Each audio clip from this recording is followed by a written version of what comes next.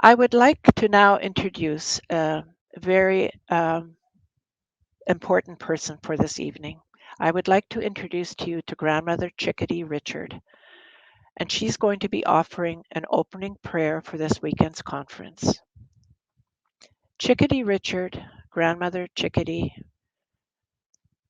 her Indigenous name, which I will not be saying because I know that the Grandmother Chickadee is comfortable with Grandmother Chickadee, but I do want to tell you what her name means. And her name means Thunder Rain Woman. She's a member of the Sandy Bay First Nation, raised alongside the west side of the Lake Manitoba. She's a mother of three biological children, two adopted sons, a grandmother of seven children, and an aunt and grandmother to many in the Indigenous communities across Turtle Island. She has worked alongside many great grassroots leaders of the Indigenous communities in making safe places for our peoples. Please welcome Grandmother Chickadee and join us in an opening prayer.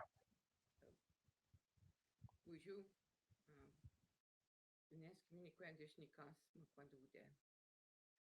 My name is Thunder Rain Woman from the Bear Clan. I want to welcome you all. I know sometimes it takes some courage to even sit and listen at times, and especially when you're not well and living with the cancer. I know there's ways of healing and being, and sometimes we don't have that faith. We don't understand why me, why these things are happening. The background.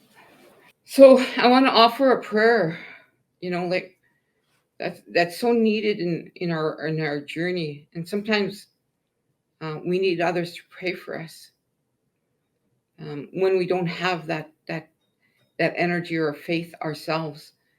We ask for prayers from our relatives or from family, from friends, and I believe in prayer.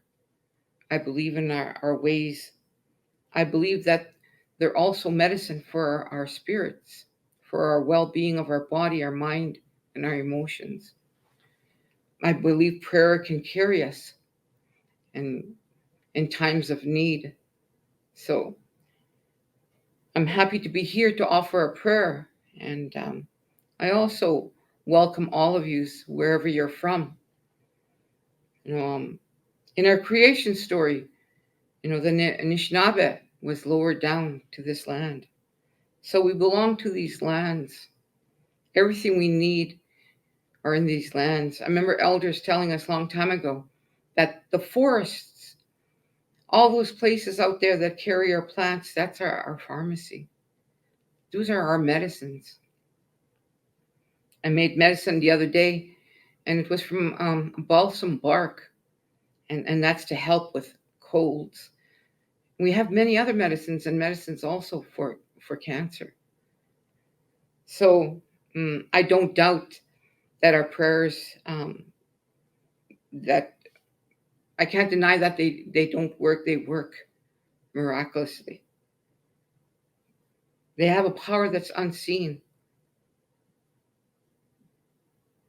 So I'll offer a prayer for this gathering, this meeting, this conference, for the families, for the patients.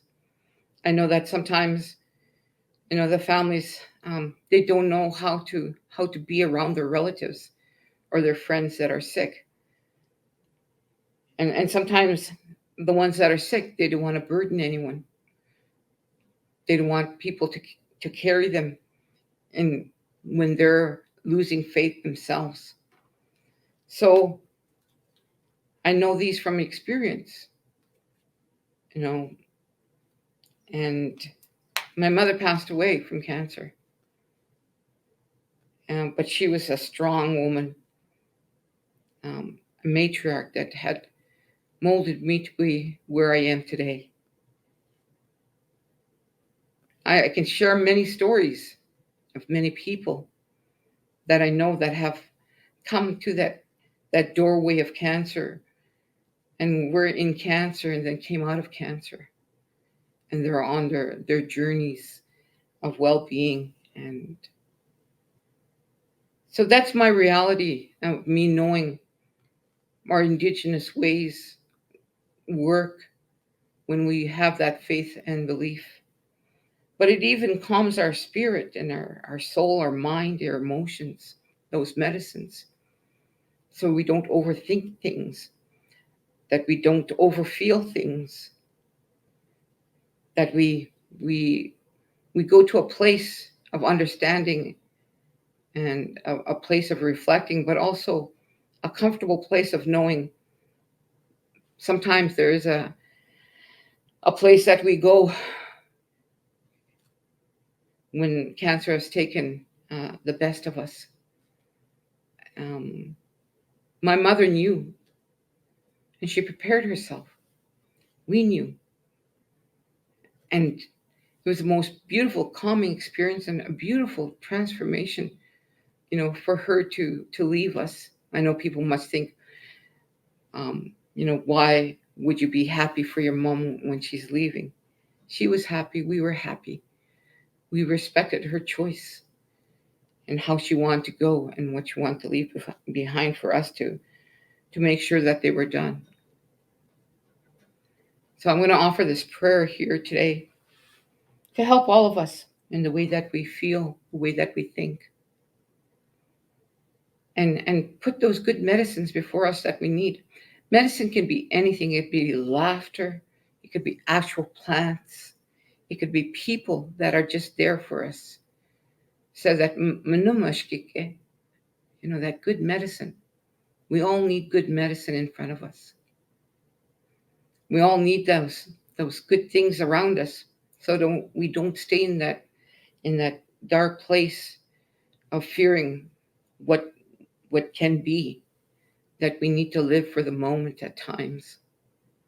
So uju shamnadu no kumisak ni mishun sakatsu kanak nes kmini kwendish ni kasma kwadude mi gwechin dinamino shamnadu where kishka kap byabandaman abita byabandaman geni ni tuma ab matsi wenga kwete where we want maybe on where kwega kenda mangeni ni ani chishi wichiti on where conference ajini contact Pet mushnam geninit minuna nagadenjigan minamusain minumushki kigeninit chiwichikwang chiminamusyang keninit chikendamangani chishimitwang yep matina gishmishang miigwich tiketa kenego ab mijang geninit manokum abimutyang abimusyang abikagotigenta geninit yeah yeah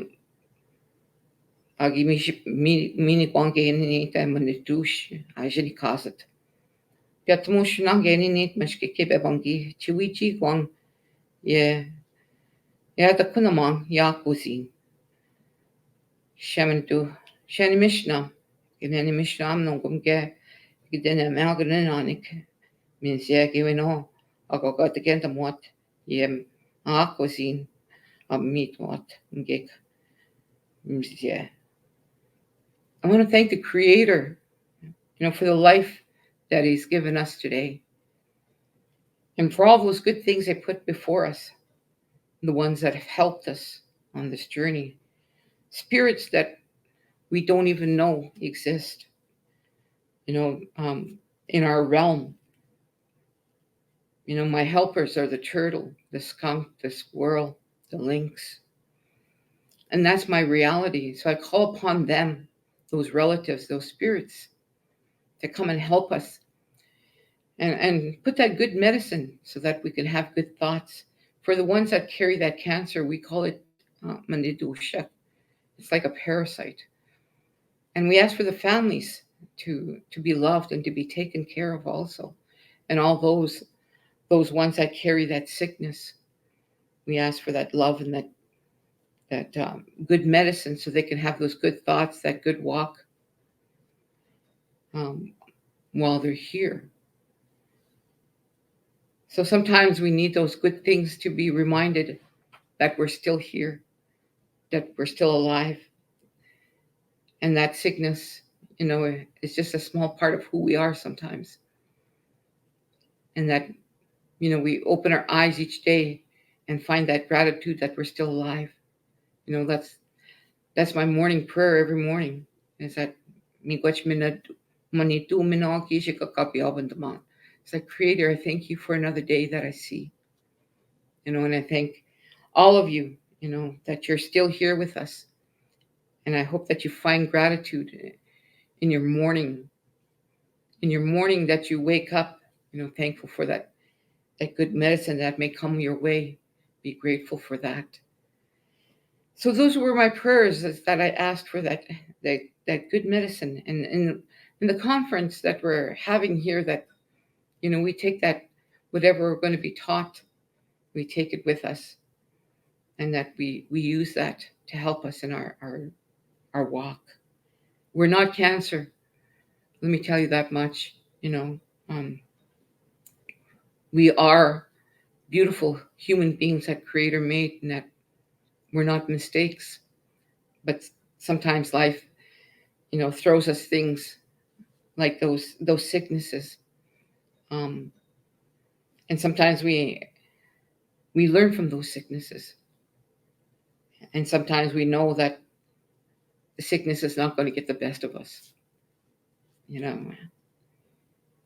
And sometimes we need to pray that sickness away, or pray for that sickness, to be a less harsher than what it is. There's so many things that we could pray for. I tell people sometimes I feel like I'm praying 12 hours a day when I see my brothers struggling on the street, or if I hear somebody struggling with their mental health, things like that. I offer prayer for them, and I ask for that good medicine, that little bit of medicine to be put before them to help them. And that is what I wish for all of you. Chimiwech. So Catherine was born and raised in Winnipeg. She's a mother, daughter, wife, friend, and an incredible performer. And most recently, wait for it, well, you saw it on the poster, so you already know. She's the winner of the Amazing Race Canada. She played leading roles in many New York Broadway shows and tours, ran a mortgage company in LA, and then she became a nurse. Wow. In 2013, when her daughter was 5 weeks old, she was diagnosed with an incurable brain cancer and was given 2 to 6 years to live. She had a craniotomy that happened while she was awake. She had radiation. She had 4 kinds of chemotherapy. And 9 years later, she is beating the odds every single day. While her cancer diagnosis has changed her life in many ways, she is grateful. She sees every day as a gift and understands the impact that she has on the lives of others by sharing his story so broadly and being an advocate for brain cancer research and advancements in treatment. As a performer with Rainbow Stage, Canada's Royal Winnipeg Ballet, and a contestant on The Amazing Race with her best friend Craig, she exemplifies what that means to persevere through challenges and to never stop fighting against anything that may be trying to hold you back. Everyone needs to be running their own amazing race. And it doesn't mean that we need to run the way Catherine runs. It means that we need to run in whatever way that is suitable for us to be doing for ourselves to be empowered to talk about our cancer. So I really want to welcome Catherine to the stage and look forward to hearing from her personally tonight. Okay. Hi, everyone. I just want to thank Grandmother Chickadee for your prayer and for welcoming us to the land. I'm going to start my slides right now. Here we go. This is my presenter disclosure. The only consulting fees I'm getting are from CancerCare Manitoba, and it's just for this presentation. Again, nothing applicable here. I have reviewed the health equity resource for presenters to help me keep this presentation equitable for everyone. My learning objectives for this are: a terminal diagnosis does not define you. Live your life because you can. It's okay to ask for help. Be an advocate, and nothing is impossible. And here is my story. Hello, my name is Catherine Wreford-Ledlow, and I have terminal brain cancer. I was born and raised in Winnipeg and have always loved being the center of attention. And I have always also loved helping people. I remember visiting a close family friend with terminal cancer in the hospital. My mom and my older sister were scared to even talk to him, but I wanted to do more than just sit beside him and hold his hand. So I got into his hospital bed and held him. I was 8. He died shortly after. That was my first experience with this disease. I didn't think it was fair, and as my father has often said, life isn't fair. But I also learned that compassion goes a long way. I've always been fascinated with medical inventions and how they make the world so much better. Creating a vaccine that almost completely wiped polio from the world, artificial limbs, organ transplants, and stem cell research. So when I was little, I wanted to be a mechanical engineer, a brain surgeon, I kid you not, and a performer. That's me in grade 7 playing Snoopy at our musical, You're a Good Man, Charlie Brown at River Heights School. I loved math, I loved science, and I loved being an entertainer. An entertainer of thought, of purpose, of life, of love, and of people whose smiles showed me that I made an impact on them. And that's what I wanted to do, make a positive impact. Sometimes a smile can change a person's world. I had a mentor when I trained at the Royal Winnipeg Ballet named Arnold Spohr. He was the longtime artistic director of the Royal Winnipeg Ballet. He trained me before school every day and only let him pay us with cashews. Again, I kid you not. But he would always say to me, "You will never be a ballet dancer, but you will be a star." And I believed him. And any time people said to me, "Only 0.002% of people ever make it to Broadway," I replied, "I'm going to be that 0.002%. When I graduated from high school, I went to Toronto. No agent, no connections, but it was the coast I wanted to be on, the East Coast, where Broadway was. Well, maybe not the coast, but it was the same time zone. I had never been to New York City and didn't really understand what it was.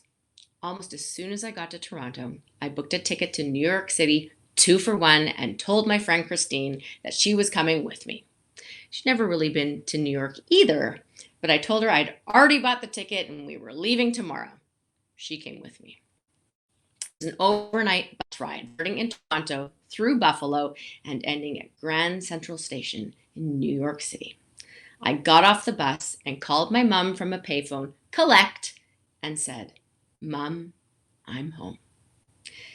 My friend and I stayed in a hostel. We saw 3 mice, but we also saw 3 shows: Chicago, Jekyll and Hyde, and The Scarlet Pimpernel. I can remember exactly where we sat for each one of those shows. They were pretty terrible seats. We could see the performers on stage from where we sat. I could see how much they cared for each other in those moments that weren't meant to be seen. But to me, they were magical. I was in love with the city, in love with the people, and in love with the members of the cast and how much they cared about each other. I knew at that moment I would be on Broadway within the year. Don't let the odds scare you away from pursuing your path. There's magic hidden everywhere. You just have to look for it. When I got back to Toronto, there was a posting at the dance studio where I took classes. I washed the floor so I could take for free. There was an audition for West Side Story at the Stratford Festival, so I went.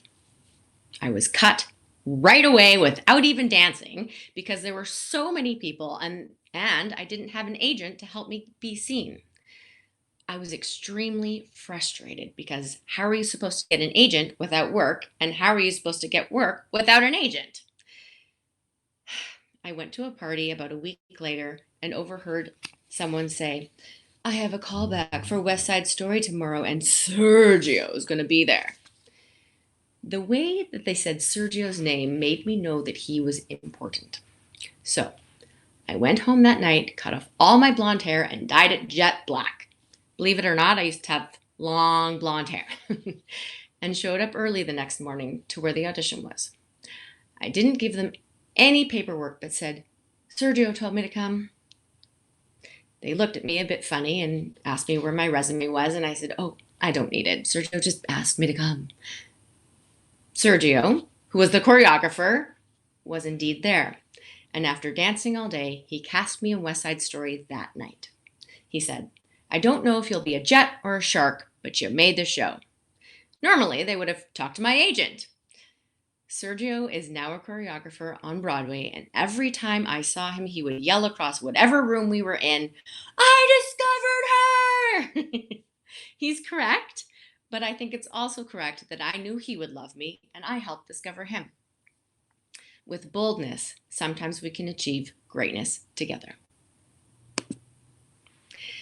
So, then I was in a 10-month contract that was all equity, the theater union. I didn't have an agent, but I needed one. There was one agent that represented all the other cast members, and I wanted him to represent me too, because he was the only agency in Toronto that had an agent in New York City. I told him he should represent me because I was going to be on Broadway, and he did. After finishing West Side Story, my agent sent me to an audition for the Radio City Rockettes, and I booked it. I couldn't believe it. I would be part of the Rockettes at the age of 19. So I gave up my apartment in Toronto and went home to see my family before I went off to New York. I was called the day before I left that my visa was denied. I was devastated. I cried for the entire day. The next day, I got another call telling me that while they had denied my group visa, which had been sent in by mistake, they had approved my single visa. Yay! No! They had already recast my part. Again, devastated. However, they paid me my entire salary, which for a 19-year-old was pretty big. And it was in US money, which means it was even bigger. So I called my agent and told them to get me every audition that was happening in New York City and flew there that night. I went to 3 auditions that had about 300 people, and they needed to have auditions just to say they had auditions, but they weren't really hiring. I had one more audition that I didn't want to go to. My friend Christine, the first person I went to New York with, made me go. When I arrived, there were only 7 of us. It was an invited call. Thanks, agent. We did a ballet combination and sang, a jazz combination and sang a different song, and a tap combination and sang our last song. It was done alphabetically, so I was the last one to sing with the last name Wreford with a W. But this wasn't for the casting agent. It turned out to be for the director, the choreographer, and the musical director. They whispered back and forth and then asked if I could start tomorrow. I said, you bet. They knew I was Canadian and this couldn't happen now, but they paid me under the table until I could get my visa. Sometimes you can't do it alone. Having someone to advocate you, like my agent did, can get you in front of the people you need to see to make things happen. So I stayed in New York and went from Broadway show to Broadway show, danced on the Tony Awards twice, then went on a tour of 42nd Street playing the lead role of Peggy Sawyer, traveling all over the United States for 2 years. That's a lot of smiles. From that time, I can remember this is where I wanted to be, performing, and I loved it. If something is going great, take it as far as you possibly can. Then I got a really bad injury to my Achilles tendon. For a dancer, that can be a career ender. I flew home to Winnipeg and did physio all day, every day for 6 weeks. I then returned to 42nd Street, and all I could do was the show and ice my foot. You don't want to know how many pills I took. I was in agony. Around that time, I was courted by a big-name Hollywood star, and my body desperately needed a break. So after a few dates, I moved in, leaving Broadway behind me. He even proposed. So I was engaged, and life went forward. We went on an amazing trip to Italy, where for over 4 months, he was shooting a movie and I spent my time exploring the country. Later, we had cameras following us around for a year, making a mockumentary/documentary called Pittsburgh of us doing the musical The Music Man in Pittsburgh. I shot a couple of movies back in Los Angeles, but after 3 years together, we decided to end it. He was a lot older than me, and he had decided he did not want kids. I did. He ended up having kids years later with someone else who was even younger than me. Sometimes things look great from the outside, but when you dig deeper, you see that it's just hiding all the pain and the hurt.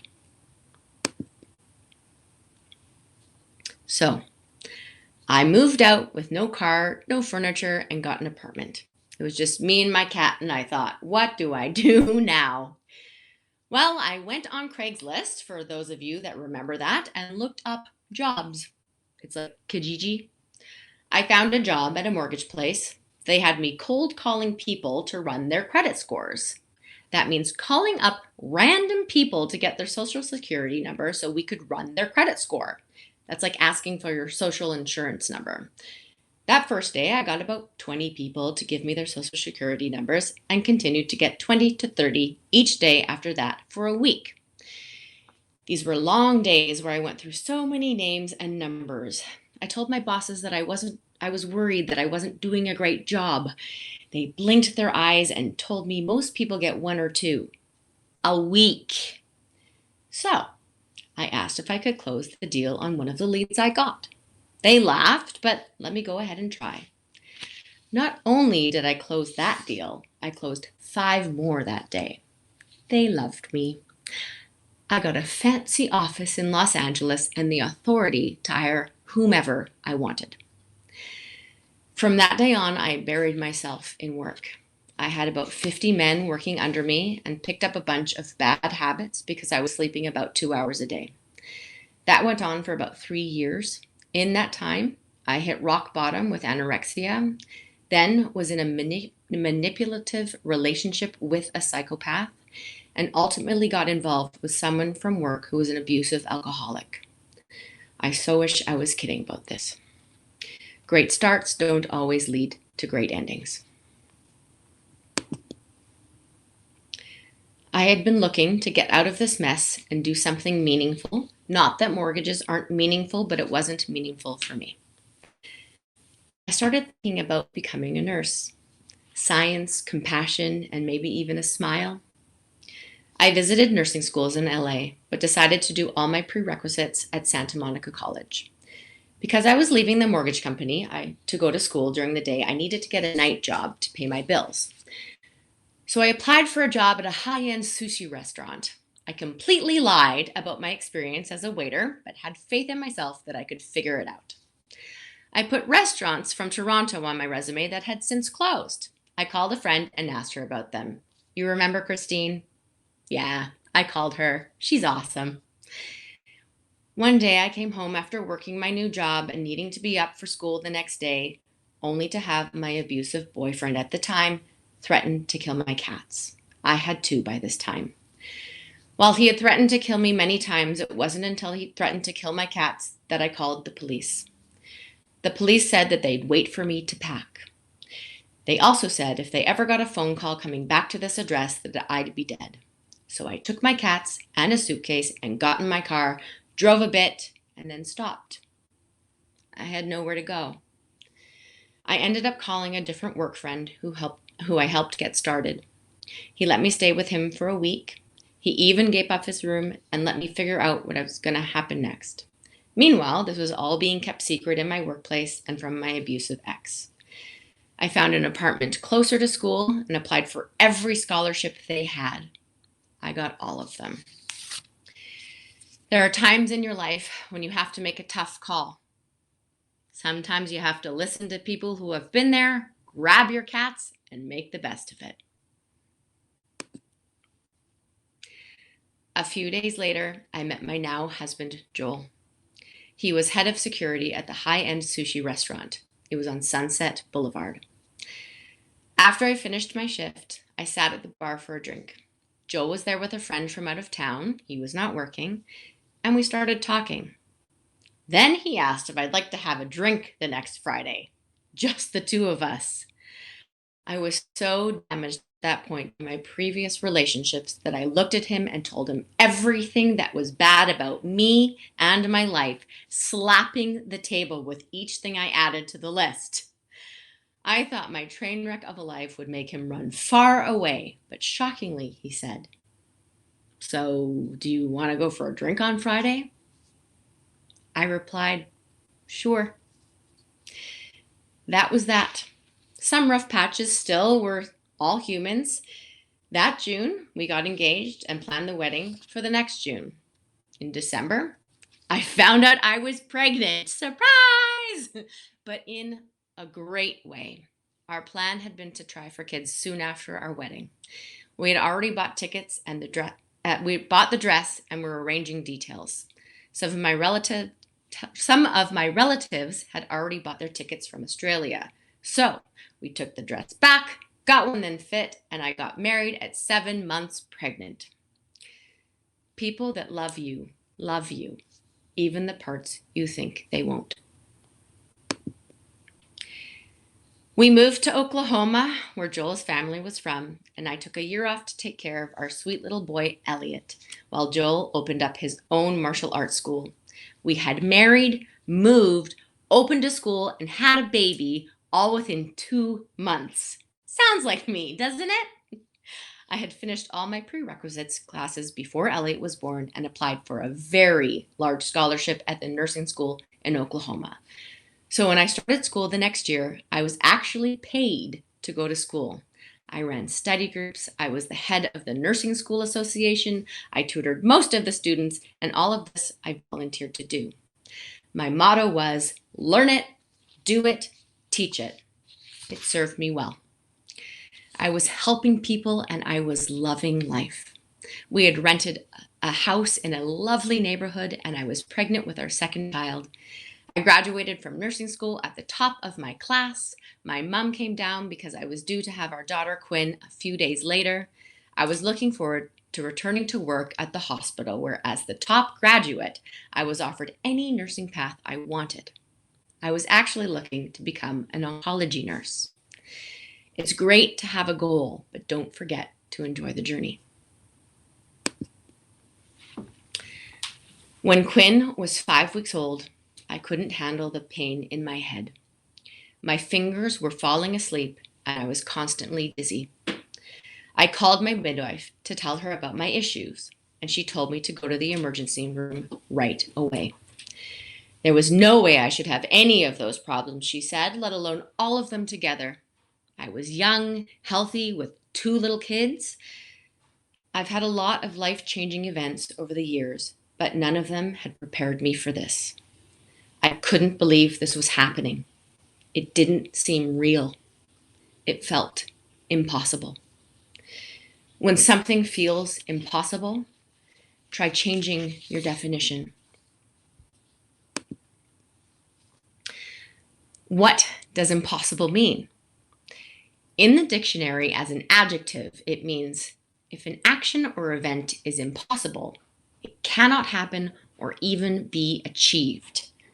What are past things that people thought were impossible? A light bulb, automobiles, air travel, exploring space, television, personal computers, cell phones that are probably more powerful than your computer. You can play music, text, record anything, and even watch a movie. Terry Fox running with an artificial limb. Usain Bolt sprinting 200 meters in 19.19 seconds. LASIK eye surgery, which I have had, so you don't need to wear glasses.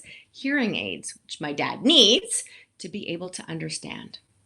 Things always seem impossible until someone does it, and then it becomes normal.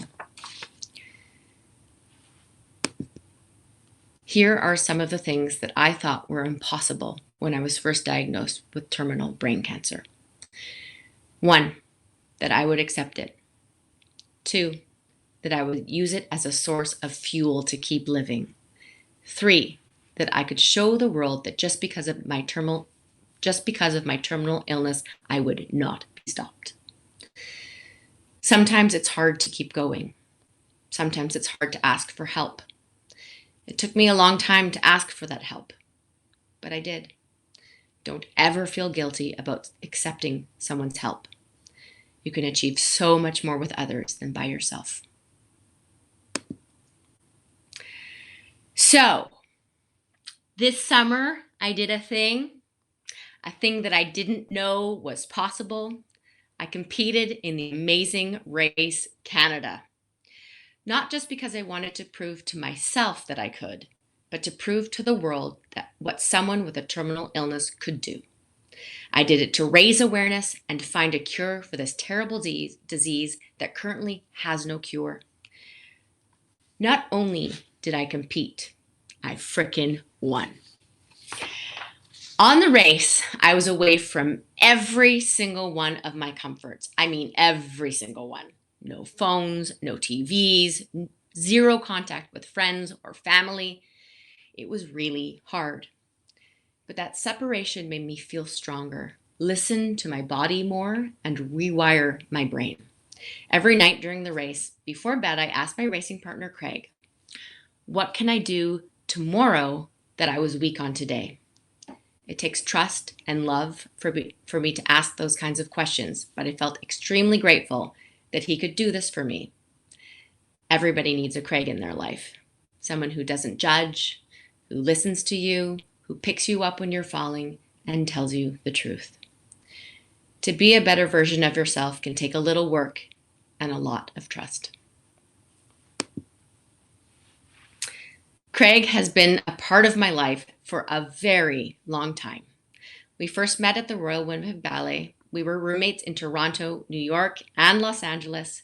My husband even flew him out to see us in Oklahoma right before I was diagnosed. Craig actually helped convince me to call my midwife that day.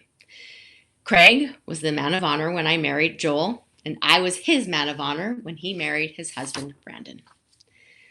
Over the years, we have done lots of silly things together. One of my favorite things on the race was spending time with Craig and all the stupid things we did that made me laugh until I cried. I made a fake monster in every city and left it there. If you see the picture in the top left corner, that's a fake monster. Anybody remember those big, huge My Pet monsters? They were blue with a big nose? That's what this was. I'm pretty sure the PAs and the producers checked out our room after we left, and I can only imagine what they thought those were. That still makes me laugh. It's making me laugh right now. Craig trying to meditate in the morning while I was pacing the room back and forth and drinking my coffee really loudly. For the race, we really just wanted to make it all the way to the finale, but when we got there, we actually started thinking it just might happen. That last episode was a doozy. Flying from Toronto to Vancouver, getting a cab and finding the first clue, jumping out of a helicopter into the ocean, roller skating, singing La Traviata in Italian, finding 10 meals at the Richmond night market that was crazy crowded, then figuring out a bunch of riddles after more than 24 hours of being awake. Walking onto that field at the end felt absolutely surreal. It felt magical. It felt impossible. But we had done it and changed what everyone thought was impossible, including us, into reality. It will be something that I will remember for the rest of my life. Since the race, I have continued to challenge myself. It's not necessarily doing a military course or jumping from a helicopter, but still a challenge, something that I have to overcome. These challenges help me remember to live each day. They help me be a better me. Sometimes I feel as though I should be paying more attention to my husband or my kids or everything else that my world involves. But then I remind myself that I want to be the best me for those I love, a me who is living life.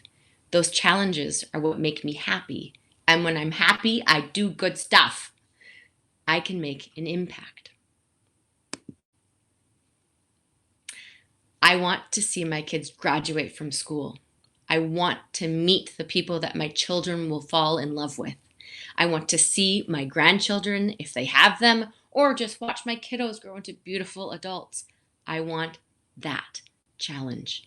I want to advocate for myself and others. I want to push barriers and challenge the impossible.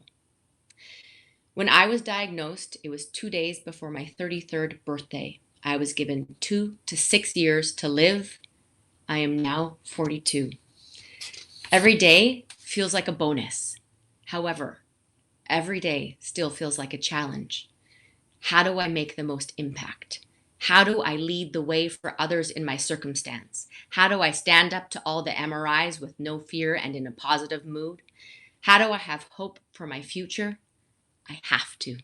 I have to believe that something I do might not help me, but will help others down the road. Being part of a trial, talking openly about what I struggle with daily, memory. Did I use my words correctly? Dealing with the fact that I used to have a photographic memory. How chemo has killed my thyroid and now I'm on Synthroid. How my Raynaud's is so bad I can sometimes not feel my hands and feet all day, even if it's warm out. But here's the reason it doesn't bother me. I can still walk. I can still talk. Although that took a little while to get back through speech therapy. I can still sing. I can still dance. I can still advocate. That is my legacy. This platform is my legacy, to be able to stand behind people and help them ask the right questions, or be there to understand what they are going through and to raise money to help find a cure. Thank you for listening to me tonight and supporting those that need help, and it is completely okay to ask for it. Everyone needs to be running their own amazing race. I've done a lot of things in my life since I was that 8-year-old girl. A lot of great experiences and tough life lessons. I would never have wished to have brain cancer, but I don't regret it. I don't regret any of the things I've done, because all of them led to where I am right now. I have love and joy and hardship. But there are people who I can ask for help. Find joy where you can and ask for help when you need it. Give something when you can, even if it's just a smile. And when you can do more, don't settle for just holding someone's hand. Crawl up in bed, hug them, and give them as much love as you can. Anyone can endure the darkness if they know the light is coming. I want to live while I'm dying. We can all make an impact. It's just a matter of size. And if you don't know how to get started, begin with a smile and see where it takes you. Thank you.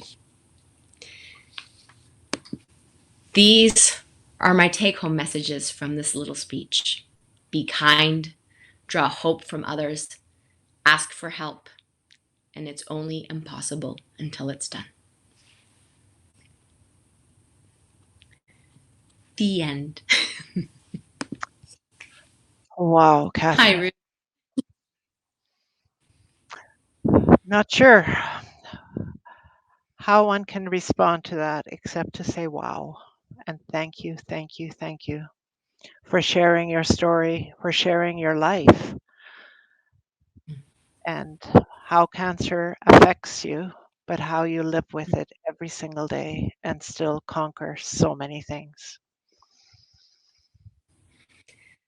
Yeah, it was quite a ride this summer, but it all turned out perfectly, I guess.